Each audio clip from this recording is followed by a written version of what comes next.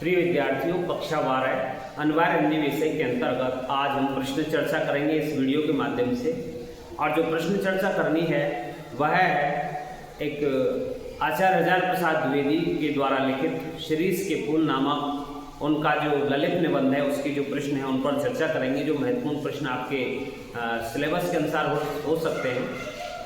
पहला प्रश्न बनता है विद्यार्थियों, जहाँ प्रमुख जो बात है लेखक के द्वारा निबंध के अंत भाग में जो प्रस्तुत की गई है और कहा गया है कि हाय वह अवधूत आज कहाँ है, किसके लिए कहा गया है और क्यों कहा गया है।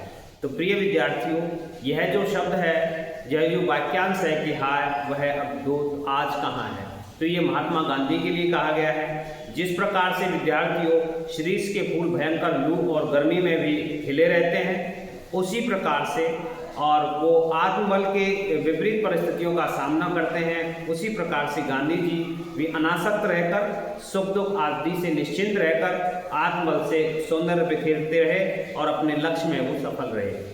तो विद्यार्थियों, यहाँ पर शिरीष के फूल की और गांधी जी की यहाँ पर समानता व्यक्त की गई है कि जिस प्रकार से एक जो गांधी जी थे वो जिस प्रकार से अनासक्त रहकर और सभी प्रकार के संसाधनों से निर्लिप्त रहे थे, उसी प्रकार से वह जो यहाँ पर प्रयुक्त किया जाने वाला जो प्रमुख विषय है शिरीष, उसके जो फूल हैं वो उसी प्रकार से ताप को सहते हुए, लू को सहते हुए और वो कैसे खिले रहते हैं, उन पर विपरीत परिस्थितियों का कोई प्रभाव नहीं पड़ता है। तो यहाँ गांधी जी के लिए कहा गया है और उसके गुणों की जो समानता है वो शिरीष के साथ व्यक्त की गई है।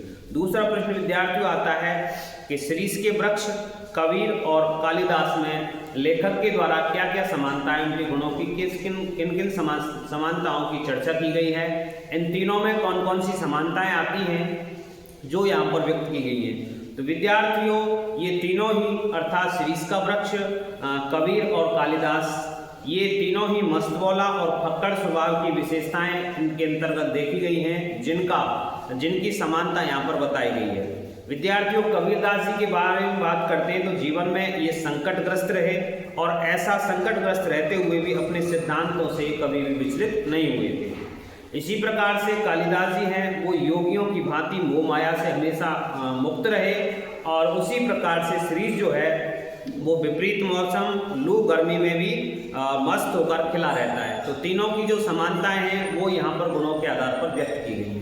विद्यार्थियों, अगला जो प्रश्न है वो शिरीष ने कालजयी अवधूत मानने के पीछे लेखक ने क्या क्या तर्क दिए हैं कि शिरीष को कालजयी अवधूत माना है, क्या क्या तर्क उन्होंने प्रस्तुत किए हैं विद्यार्थियों। तो इसके उत्तर में लिखेंगे कि अवधूत क्या होता है कि सर्दी, गर्मी, दुख, सुख आदि स्थितियों में निश्चिंत रहता है, समान रहता है, वह फक्कड़ और मस्त बना रहता है और विपरीत परिस्थितियों का इस पर कोई भी प्रभाव नहीं पड़ता है। गर्मी और लू में भी ये शिरीष लहराता हुआ लहरता है।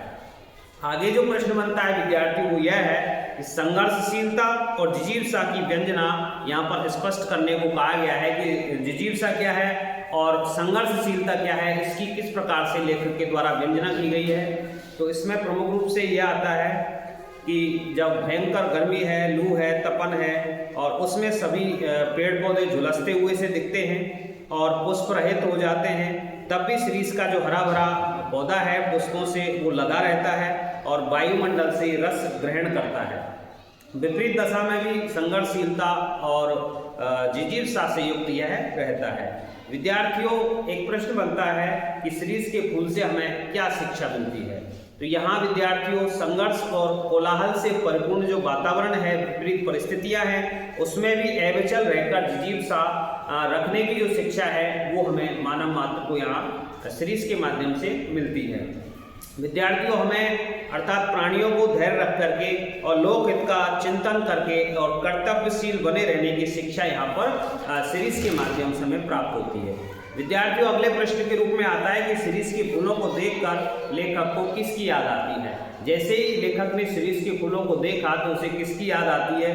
तो विद्यार्थियों, लेखक को उन नेताओं की याद आती है, पुरानी पीढ़ी के उन लोगों की याद आती है जो पद लिप्सा यानी कि पद की चाहत में अधिक पद लिप्सा और अधिकार लिप्सा की चाहत रखते हैं और जो जमाने के रुख को नहीं पहचान पाते और नई पीढ़ी के लोग जब तक उनको धकिया नहीं लेते, धकिया कर बाहर नहीं निकाल देते, तब तक वे जमे रहते हैं अपने पद पर। तो ऐसे नेताओं को यहाँ उन्होंने याद किया है, उनकी जो समानता है वो सीरीज के साथ व्यक्त की गई है।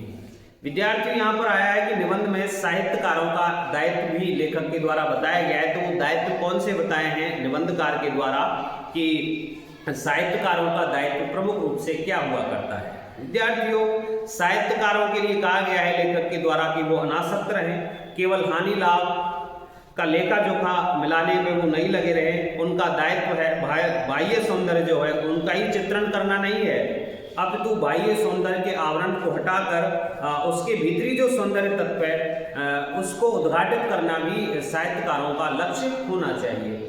विद्यार्थियों, आगे कहा गया है प्रश्न के माध्यम से कि दुरंत प्राणधारा और सर्वव्यापक जो कालग्नि है उसका संघर्ष निरंतर चल रहा है।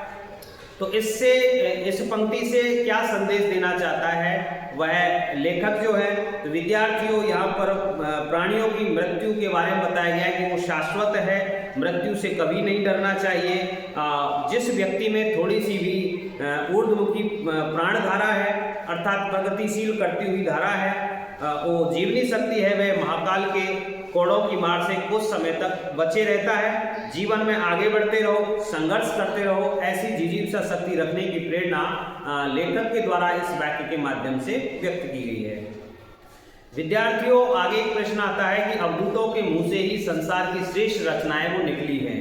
तो इसमें कौन है और अवधूत किस प्रकार से है, सरस रचनाएं कैसे वो निकालता है, इसके बारे में पूछा गया है। तो विद्यार्थियों, यहाँ पर कालिदास जी और कबीरदास जी के बारे में भाव व्यक्त किए गए हैं। कालिदास जी ने तो क्या है कि अनासक्त रह करके और उन्मुक्त हृदय से मेघदूत जैसे सरस काव्य की रचना की थी। इसी प्रकार से कबीरदास जी ने भी बेपरवाह और उन्मुक्त रहकर अपनी जो साथियां हैं उनके माध्यम से सरस, मादक और यथार्थ के साथ लोक का उपकार करने वाली यानी कि लोकोपकार वाली जो बातें हैं वो कही थी मानव मात्र के लिए, जो कि एक शिक्षा का काम करती है। विद्यार्थियों, आगे आया है कि सीरीज के माध्यम से और सांस्कृतिक गरिमा की ओर किस प्रकार से लेखक के द्वारा संकेत किया गया है। तो जो कौन सी सांस्कृतिक गरिमा है जिसका पालन करने की बात लेखक के द्वारा कही गई है। तो विद्यार्थियों, यहाँ पर सीरीज को भारतीय संस्कृति का प्रतीक माना गया है और प्राचीन काल में जो वैभव संपन्न जो लोग थे उनकी वाटिका में सीरीज अवश्य मिलता था, अवश्य रोपा जाता था। एक ग्रंथ है विद्यार्थियों बृहत संहिता, उसमें मांगलिक वृक्ष के रूप में सीरीज की व्याख्या की जाती है। अगले प्रश्न के रूप में आता है विद्यार्थियों की सीरीज को देखकर लेखक को भूख क्यों उठती है। तो यहाँ बताया गया है कि वर्तमान भारत में भ्रष्टाचार है, स्वार्थपरता है, वो हावी हो रही है, उसका बोलबाला है। गरीब जो जनता है वो अत्याचार और शोषण से जूझ रही है और गांधी जी की तरह कर्मयोगी की आज सर्वाधिक जरूरत है, उनकी आवश्यकता है। उन जैसे कर्मयोगी की, अनासक्त योगी की आज आवश्यकता है जो शोषित और पीड़ित जनता का मार्गदर्शन करें, परंतु लेखक को ऐसा कोई व्यक्ति दिखाई नहीं देता है। तो इस प्रकार के उनका जो हृदय है वो करा रहा है, उनके हृदय में इस प्रकार से इस प्रकार के गांधी जी के समान किसी व्यक्ति की उनको तलाश है। यहाँ विद्यार्थियों अगला प्रश्न आता है कि सीरीज के भूलों के संबंध में तुलसीदास जी ने क्या कहा है। बहुत ही मार्मिक बात विद्यार्थियों तुलसीदास जी के द्वारा कही गई है, जो जीवन की सार्थकता, जीवन की जो स्थिति है कि एक बार जो जन्म लिया है जिसने उसको मरना निश्चित है उसका। तो यहाँ उनके संबंध में कहा है उन्होंने, जो प्रमुख जो वाक्य दिया है वो यह है कि जो फरा सो झरा, सो बरा सो बुताना। कहने का तात्पर्य यह है कि जो पृथ्वी पर जो फूल खिलता है वह अवश्य में एक न एक दिन मुरझा जाता है और वह झड़ जाता है और पुनः झड़ करके वह विकसित होकर के खिलने भी लगता है। तो ऐसी स्थितियां मानव मात्र की जो मृत्यु की जो स्थिति है उसके बारे में यहाँ पर, उसकी जो जीवन है उसके बारे में यहाँ पर विचार व्यक्त किए गए हैं। विद्यार्थियों एक अगला प्रश्न बनता है कि सीरीज के फूलों की तुलना किससे की गई है और क्यों की गई है। विद्यार्थियों सृष्टि की फूलों की जो तुलना है वो कालजयी अवधूत से की गई है। विद्यार्थियों अवधूत का मतलब होता है सन्यासी। तो सृष्टि अवधूत की तरह हर परिस्थिति में डटा रहता है, वो मस्तमौला व्यवहार का होता है और जीवन को खुशी से जीने का वो संदेश देता रहता है। वहाँ सुख दुख में समान भाव से स्थिर रहकर वह अजय योद्धा की तरह कभी भी अपनी पराजय को स्वीकार नहीं करता है। यहाँ विद्यार्थियों सृष्टि से गांधी जी की तुलना करने का लेखक का क्या कारण हो सकता है, इसके बारे में भी प्रश्न आता है कि गांधी जी से तुलना सृष्टि की क्यों की गई है। तो विद्यार्थियों दोनों जो गांधी जी हैं और जो सृष्टि का जो वृक्ष है, सृष्टि का जो फूल है, वो उनकी दोनों की जो कठिनाइयाँ हैं उनका स्तर समान दिखाई पड़ता है और कठिनाइयों में जीने वाले ये खास व्यक्तित्व दोनों ही कहे जाते हैं। गांधी जी चारों ओर से जो छाया हुआ जो अग्निकांड है और खून खच्चर है, उसके बीच में आत्मबल के आधार पर स्नेही, अहिंसक और उदार बने रहे। उसी प्रकार से जो सृष्टि है वो भी विभिन्न प्रकार की परिस्थितियों का सामना करते हुए भी वो अविचल रूप से और खड़ा है। तो यहाँ पर गांधी जी की तुलना है विद्यार्थियों को सृष्टि से की गई है। एक अंतिम प्रश्न जो आता है विद्यार्थियों, बड़ा ही अच्छा प्रश्न है, वो है कि हृदय की जो कोमलता है उसको बचाने के लिए, अपने हृदय की जो कोमलता है उसको बचाने के लिए कठोर व्यवहार की जो कठोरता है उसकी भी कभी कभी जरूरत पड़ती है। ऐसा यहाँ पर किस संदर्भ में कहा गया है, क्यों कहा गया है? ये एक सार्वभौम सत्य है कि जब हृदय की जो हमारी कोमलता है उसको बचाने के लिए कभी कभी हमारे व्यवहार की जो कठोरता है उसको भी कठोर बनाने की, हमारे हृदय को कठोर बनाने की आवश्यकता रहती है। तो इसको स्पष्टीकरण मांगा जाए आपको प्रश्न के माध्यम से, तो विद्यार्थियों ऐसा लिखना है आपको कि सृष्टि के जो फूल होते हैं वो अतीव कोमल होते हैं, परंतु वे अपने वृंत से इतने मजबूत जुड़े हुए होते हैं, डंठल से इतनी मजबूती के साथ वो जुड़े रहते हैं कि नए फूलों के आ जाने पर भी अपना स्थान वो नहीं छोड़ते हैं। वे अपने अंदर की जो कोमलता है उसको बचाने के लिए ऐसे कठोर वो बने रहते हैं, ऐसा उसका प्रवेश है। तो विद्यार्थियों यहाँ बताया गया है कि अपने हृदय की जो कोमलता है उसको बचाने के लिए कभी न कभी हमें अपने व्यवहार को कठोरता से युक्त भी करना पड़ता है। तो विद्यार्थियों यह एक ललित निबंध था सृष्टि के फूल आचार्य हजारी प्रसाद द्विवेदी जी का। इसके जो प्रमुख जो प्रश्नोत्तर थे उन पर चर्चा की गई।